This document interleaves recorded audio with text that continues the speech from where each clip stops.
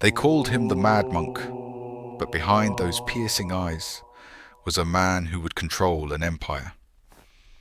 Born in a remote Siberian village, Rasputin had no education, no title, just a wild charisma that terrified the church and enchanted the desperate. In 1905, he arrived in St. Petersburg like a storm. The elite were curious. The Tsarina was captivated.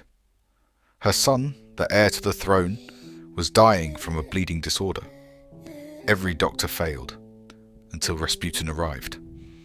With whispered prayers and piercing stares, Rasputin calmed the boy's pain. The bleeding stopped. The Tsarina was convinced. He was sent by God. Soon, Rasputin had full access to the royal court. To some, he was a healer. To others, a devil in robes. Whispers of orgies, drunken visions, and bribes filled the palace. But no matter the scandal, the Tsarina defended him. He began influencing politics, firing ministers, steering war plans. A peasant, now advising a king. Nobles begged Nicholas to remove him. But the Tsar listened only to Alexandra, and she listened only to Rasputin. So, they plotted his death. They poisoned his wine, and waited.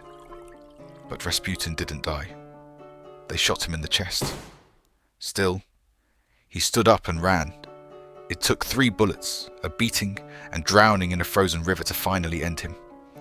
Even in death, Rasputin refused to go quietly. The empire fell 2 years later. Some blamed revolution.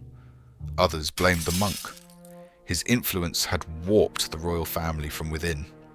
A mystic no one saw coming. And no one could stop. Rasputin didn't wear a crown, but for a moment he ruled Russia.